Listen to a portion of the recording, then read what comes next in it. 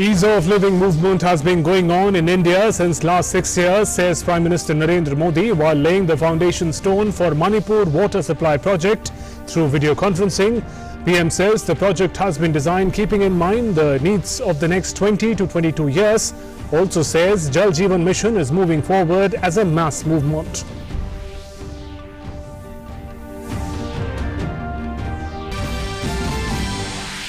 Prime Minister Modi says Northeast is the gateway for our ancient cultural relations and future trade, travel and tourism relations with East Asia. Says Northeast has the potential to become growth engine of the country's development. Also says modern infrastructure is being laid in the Northeast along with roadways, highways, airways, waterways and highways as well as gas pipelines.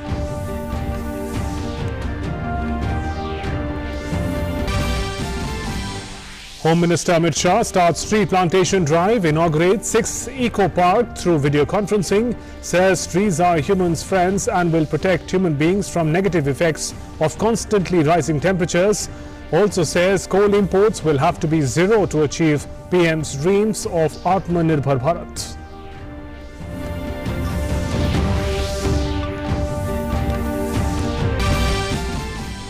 Union Environment Minister Prakash Javadekar unveils National Transit Pass System, one permit for whole India to enhance seamless movement of forest produce. National portal to generate online transit permit.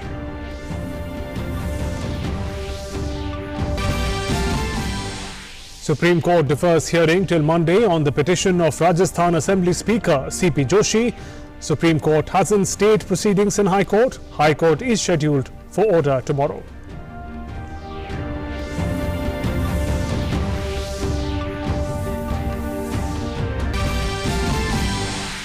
War against coronavirus continues after Chhattisgarh, Bhopal, Manipur, Jammu and Kashmir, West Bengal move towards lockdown. Kerala cancels assembly session in the wake of rising COVID cases. Recovery rate across India crosses 63% mark, with the country registering highest ever single-day recovery of nearly 30,000 people. Worldwide corona infection cases crosses 15 million. And flood situation in Assam and Bihar continues to remain grim despite decrease in rainfall intensity. Assam Governor Jagdish Mukhi conducts aerial survey of the flood-affected districts in the state. Says he has given directions to administration to press in all services to extend help to those in need.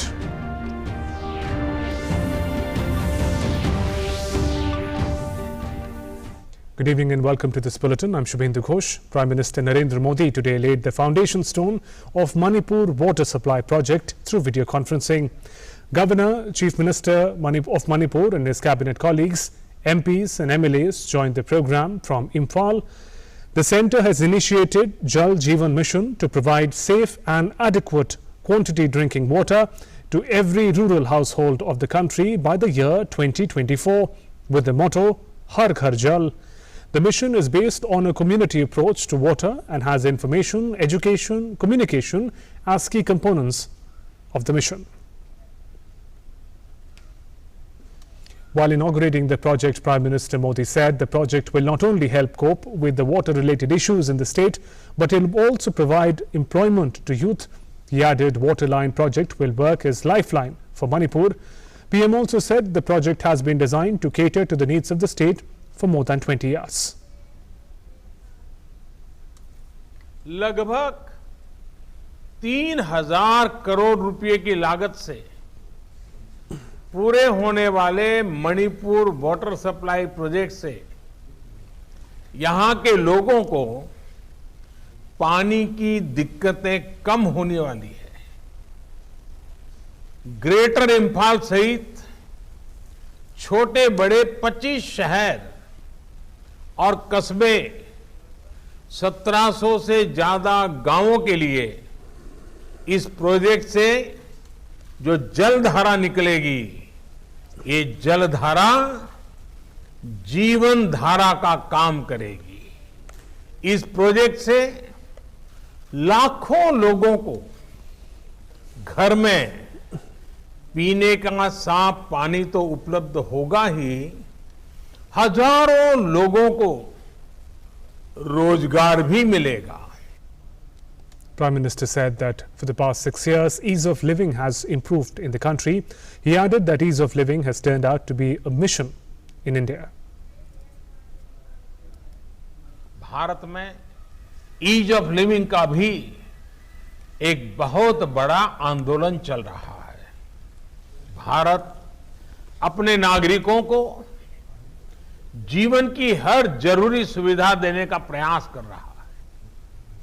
बीते 6 साल में हर स्तर पर, हर क्षेत्र में वो कदम उठाए गए हैं जो गरीब को, सामान्य जन को आगे बढ़ाने के लिए प्रोत्साहित कर सके।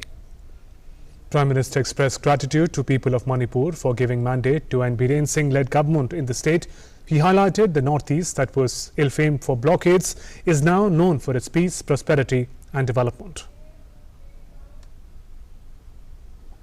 अब पूरे नॉर्थ ईस्ट में शांति की स्थापना हो रही है। जहां से पहले सिर्फ नेगेटिव खबरें ही आती थी, वहां अब पीस, प्रोग्रेस और प्रॉस्पेरिटी का मंत्र गूंज रहा है। एक तरफ जहां मणिपुर में ब्लॉकेड इतिहास का हिस्सा बन चुका है, मेरी तरफ से नॉर्थ ईस्ट के नागरिकों का, विशेष करके मणिपुर के नागरिकों का हृदय से अभिनंदन करता हूं कि आपने हमें साथ दिया, मेरे शब्दों को ताकत दी और आज ब्लॉकेड बीते हुए कल की बात बन गई। Prime Minister said that clusters have been set up for value addition to local products so that products of Manipur can have access to the world market. North east की एक विशेषता है, उनको लोकल के लिए गर्व होता है। अब आत्मनिर्भर भारत अभियान के तहत लोकल प्रोडक्ट्स में वैल्यू एडिशन और उसकी मार्केटिंग के लिए क्लस्टर विकसित किए जा रहे हैं।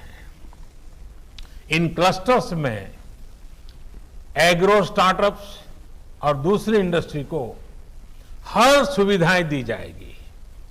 ऐसे में नॉर्थ ईस्ट के ऑर्गेनिक प्रोडक्ट्स को देश और विदेश के मार्केट तक पहुंचाने के लिए हर जरूरी सुविधा नजदीक से ही मिलने वाली है। Union Home Minister Amit Shah today launched Vriksharopan Abhiyan in New Delhi. Shah planted a sapling on the occasion. Coal Mines Parliamentary Affairs Minister Prahlad Joshi was also present on the occasion. Home Minister Amit Shah hailed the initiatives taken under the current government to make the nation self-reliant in many aspects. He said India has embarked on its journey to be self-sufficient in terms of coal production in particular.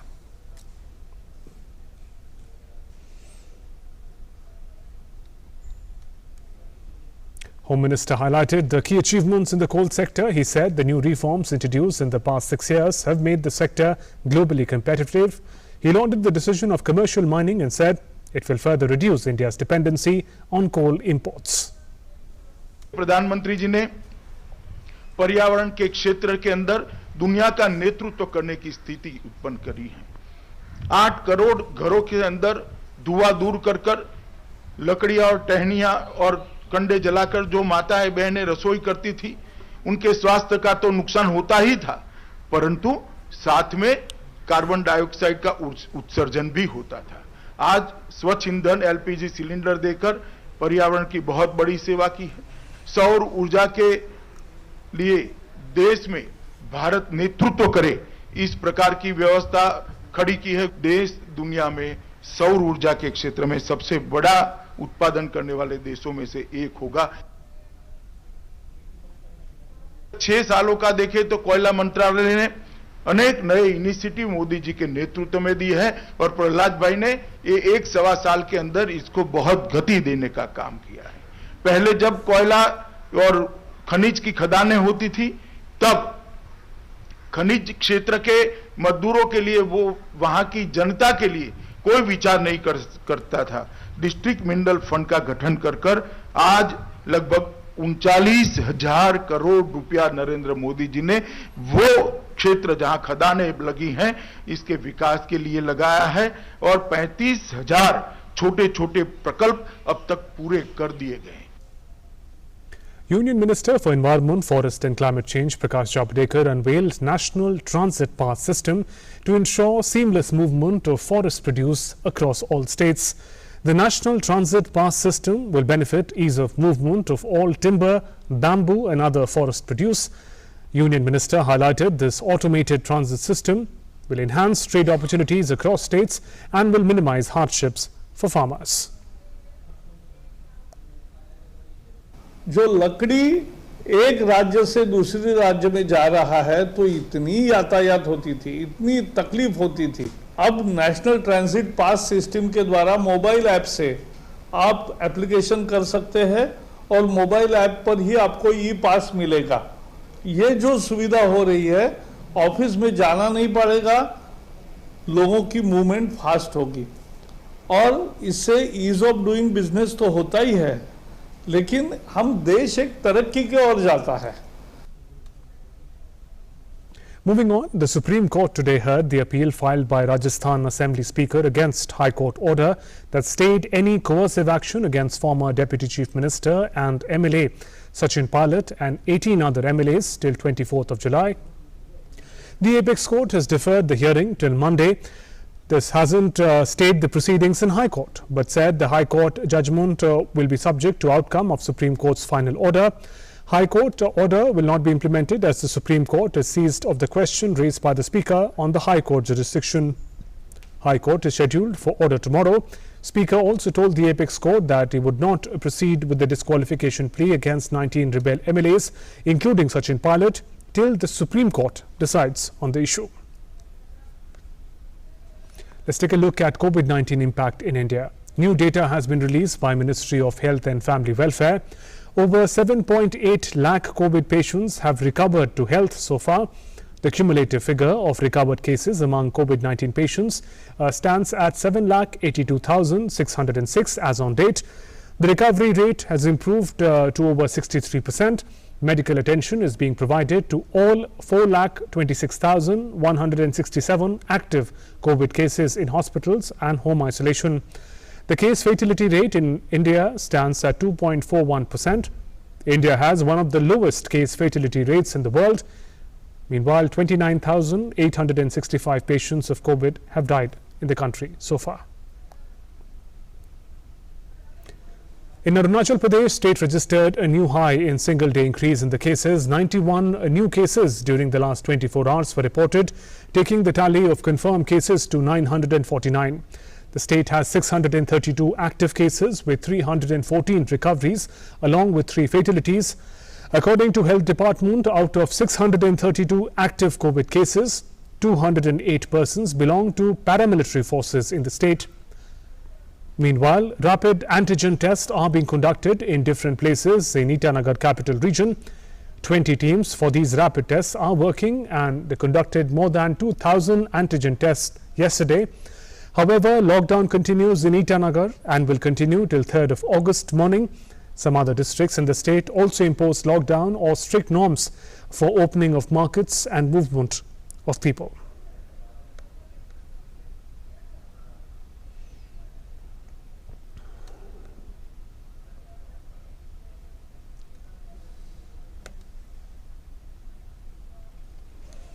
And corona positive cases have registered a 4-fold rise in the last 20 days in West Bengal. In Kolkata, it's nearly 600 plus on an average in the last 7 days. The state government has admitted of community spreading in various parts of the state. To contain the spread of this deadly disease, the state government has opted the recourse of total lockdown in the state that will be observed twice a week. Today is the first day again. It will be on the next Saturday. This thing will continue till end of August. Anibrata Bhattacharya gets us more. West Bengal government has adopted new means of total lockdown throughout the state, and this twice in a week this lockdown will be observed. Today is the first such day, and we find that the city wears a desolate look, and shops and establishments, everything is lying closed. All private and government offices are lying closed. vegetable markets also lying closed, and indeed, we find that the vehicles are certainly moving down the road, but there is 1 and 2 and on emergency purposes. As the recovery rate is largely decreasing, the thing is that it's having an impact on the hospital beds, because we find nowadays that the private hospitals have tied up with the different hotels, but the patients with mild symptoms can remain admitted in hotels, and the doctors will do the satellite monitoring of their health too. But they have to pay a price for this thing. The thing is that it's indeed an arduous task for the government to contain the menace of this deadly corona. But what we find that the government has adopted the means of this total lockdown, and in the containment zone as it was earlier there, and lockdown is followed, and this will remain in force till the 31st of July. But this total lockdown in the state twice in a week, and that will continue till the end of August, as the government has said. With cameraman Palas Dasgupta and Robin Deki, I am Anibroto Bhattacharya reporting for DD News from Kolkata. And from West Bengal to Madhya Pradesh, in Bhopal, the state government has announced 10 days lockdown from tomorrow. Lockdown has been imposed in view of steady rise in COVID-19 cases. Lockdown will come into effect from 8 p.m. tomorrow and will remain in force until 8 a.m. on August 4th. Supply of vegetables, milk, essential services and items will remain open along with industries. Medical services, government ration shops will also remain open during this period. However, movement outside the city will remain prohibited, and e-passes will have to be required for any such movement. All state and central government offices will function with necessary capacity. Earlier, state government had imposed lockdown in some parts of the city, but due to spike in active cases, complete lockdown has been extended. Meanwhile, Chief Minister Shivraj Singh Chauhan urged people to follow all the rules during the lockdown period. As of July 22nd, Bhopal recorded a total of 4,370 cases. There are currently 1,430 active patients in the city, while 3,249 people have recovered.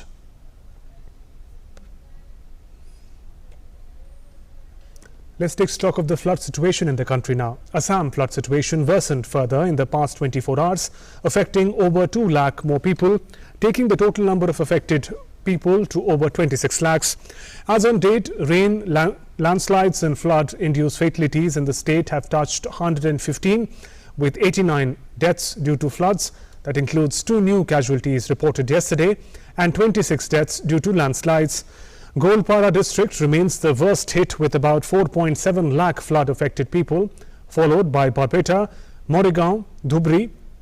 The mighty river Brahmaputra in Dibrugarh, Jorhat, Sonitpur, Golpara, Dhubri districts is still flowing above the danger mark, where water levels have started rising again as the downpour has continued for the past 3 to 4 days.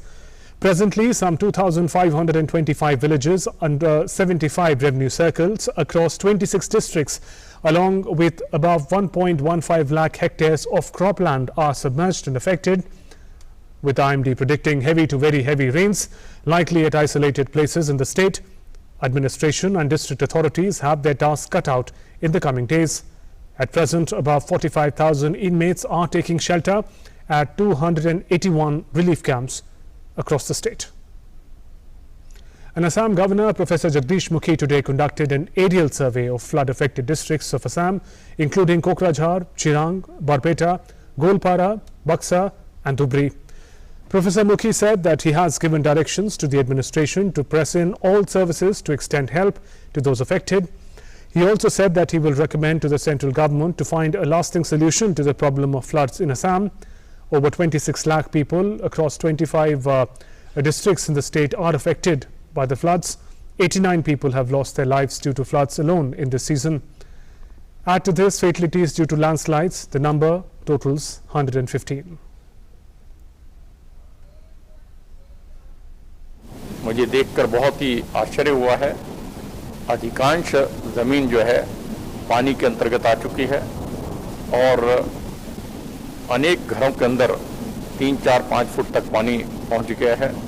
मैंने प्रशासन को हिदायत दी है कि वो तुरंत जो राहत की सामग्री है हर एक व्यक्ति तक शीघ्र पहुंचाने का काम करें और साथ ही जो उनके मवेशी हैं उनको भी प्रोटेक्ट करने की व्यवस्था करें।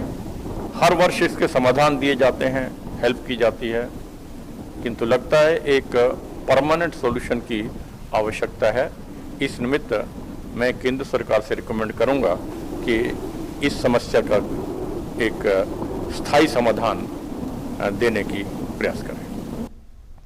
The situation in flooded areas of Bihar also remains grim. However, rain intensity decreased in the state during the past 24 hours, leading to reduced discharge of water from the barrages. Despite weak rain activity, major rivers including Gandak, Bagmati, Kosi, Mahananda have been flowing above the danger level mark. Areas of Sitamarhi, Darbhanga, East and West Champaran, Saharsa, Supol, Muzaffarpur, Saran and Gopalganj have been severely affected. NDRF and SDRF teams have been deployed for relief and rescue operations in Bettiah, Motihari, Gopalganj, Muzaffarpur and Darbhanga. More than 4 lakh people across 10 districts have been impacted in the state.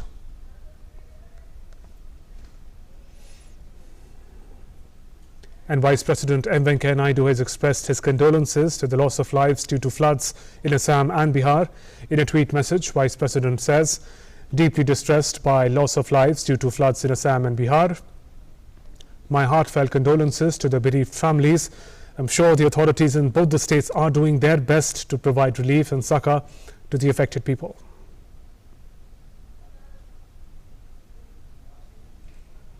The HRD Ministry today announced relaxation in the admission criteria for NITs and centrally funded technical institutions in view of COVID-19 pandemic, doing away with the requirement of minimum 75% marks in class 12th board exams. Union HRD Minister Ramesh Pokhriyal Nishank in a tweet message said, due to prevailing circumstances, Central Seat Allocation Board has decided to relax the eligibility criteria for admissions to NITs and other CFTIs. JEE Main 2020 qualified candidates will now only need to obtain a passing certificate in class 12th examination irrespective of the marks obtained. Today is National Broadcasting Day. On this day in 1927, the first ever radio broadcast in the country went on air from Bombay Station under the Indian Broadcasting Company. On the 8th of June 1936, Indian State Broadcasting Service became All India Radio. Since then, radio has remained an integral part of people's lives in India and has been a continuous source of information, education, news and entertainment. Currently, AIR is one of the largest public broadcasting organizations in the world. In a tweet, Union Information and Broadcasting Minister Prakash Javadekar wished people of the country on National Broadcasting Day. He said radio is the only medium of entertainment which is most accessible source of news across the country.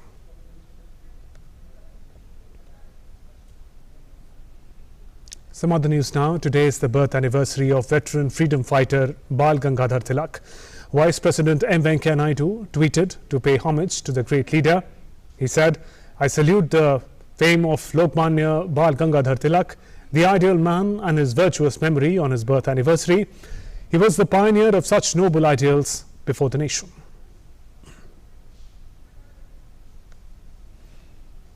And today also marks the birth anniversary of revolutionary leader Shahid Chandrasekhar Azad.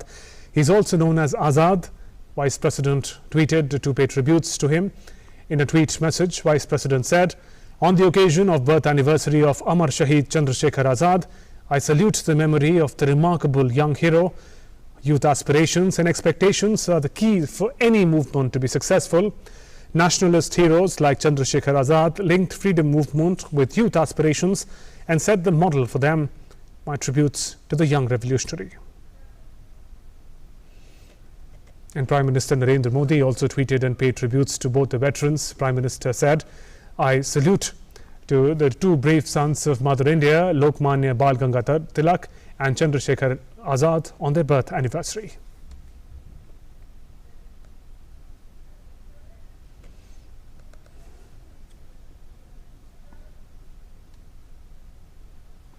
Union R&B Minister Prakash Javadekar also remembered Bal Gangadhar Tilak and Chandrasekhar Azad on their birth anniversary. He tweeted and said, "Salute to Bal Gangadhar Tilak on his birthday. He was an Indian nationalist teacher, social reformer, lawyer and a freedom fighter. Swaraj is my birthright and I will get it," was his very famous quote. Javadekar also tweeted on Chandrasekhar Azad. He said, "Salute to the heroic son of Bharat Mata, Chandrasekhar Azad, on his birth anniversary."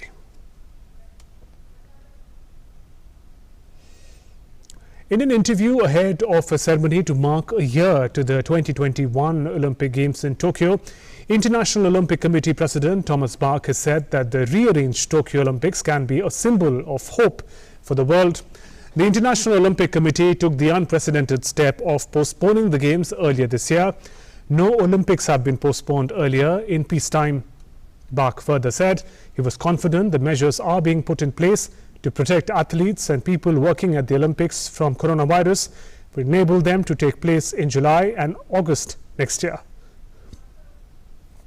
2020 and 21 can, should and will be the light at the end of the tunnel where all humankind is in at this moment. We are living a period of great uncertainty. And then at the end of this very difficult period for humankind, the Olympic Games can be a great symbol there of hope, of optimism, of solidarity, and of the unity in all our diversity. And with that, we conclude this bulletin. News and updates continue after a short break. Namaskar.